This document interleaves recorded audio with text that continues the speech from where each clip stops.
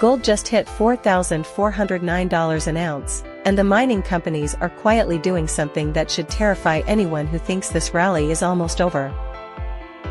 Here is what is happening. The companies that actually dig gold out of the ground are telling us something the price chart is not. While mainstream financial media is still debating whether gold is overextended or due for a pullback, the executives running the world's biggest gold miners are making capital decisions worth tens of billions of dollars that only make sense if they believe gold is going significantly higher from here. These are not speculators. These are operators. And operators do not lie with their capex budgets. Let me walk you through what is actually happening inside the mining sector right now, because the signals are extraordinary, and most retail investors are completely missing them. Start with the cost side, because this is where it gets interesting. Here is a number that reframes everything. The industry average all-in sustaining cost, the true cost to pull 1 ounce out of the ground, has jumped roughly 20% in just 3 years. We are talking about $1,300 per ounce in 2022, climbing to around $1,550 per ounce by the end of 2025. Costs are rising fast, and yet margins are wider than at almost any point in modern mining history.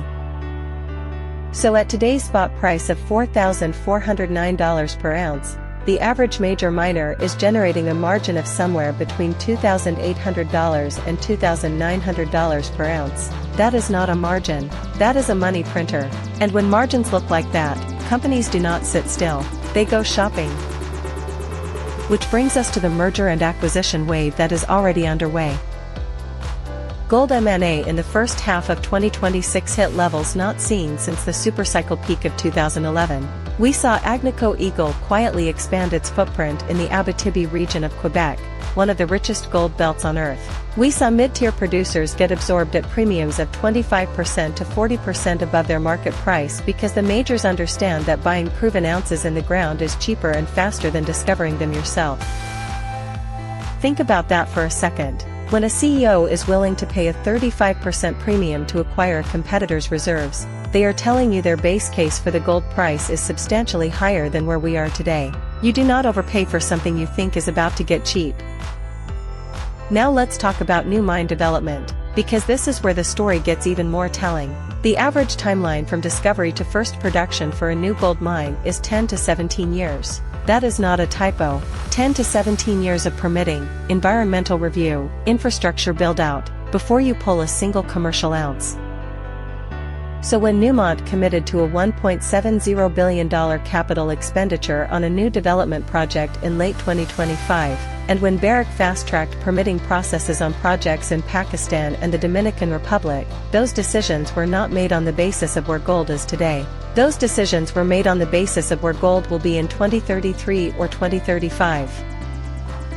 Mining executives are essentially making a decade-long bet on the gold price every single time they greenlight a new mine. And right now they are greenlighting everything they can. There is something else hiding in the earnings call transcripts that almost nobody is talking about. Several major producers, including Wheaton Precious Metals and Franco-Nevada, have been quietly restructuring their streaming agreements, the deals where they provide upfront cash to miners in exchange for a percentage of future production at a fixed low price. In a normal environment, miners hate these deals because they give up upside. But even with gold at $4,409 per ounce, miners are still accepting new streaming arrangements. Why would a miner with $2,800 per ounce margin still accept a stream? Because they are front-loading capital for expansion projects they want to build right now, not in 5 years. That urgency is not an accident, and it is not isolated. Now let's talk about silver for a moment. Because most people watching gold are completely ignoring what silver is telling us from the supply side. Silver is up over 70% year over year as of this week. A lot of people see that number and think silver is just catching up to gold. But the mining data tells a very different story. Roughly 70% of silver mined globally comes as a byproduct of gold, copper, and lead mining. When primary silver production is tight and industrial demand is surging from solar panels and electric vehicle components, the miners who have silver byproduct credits suddenly see their all-in costs fall and their margins expand even further. That feedback loop is one reason why mid-tier producers with polymetallic deposits are being valued at premiums right now that would have seemed absurd 18 months ago. Now here is the question I keep getting from people watching this channel: where do you think gold goes by the end of 2026? Do we hit $5,000 or not? I want to be honest about something. I do not know. Nobody does. What I can tell you is what the corporate behavior implies. When producers are paying 35% acquisition premiums, when Newmont is greenlighting $1.70 billion in new capex, when streaming companies are doing new deals at these price levels, the collective judgment of people with billions of dollars of real capital at risk is that the gold price does not revert to $3,000 or even $3,500 on any medium-term horizon.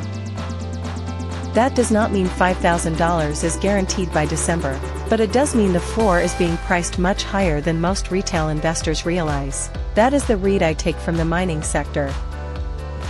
There is one more data point I want to give you before we wrap this up, and it is the one that genuinely surprised me when I dug into it.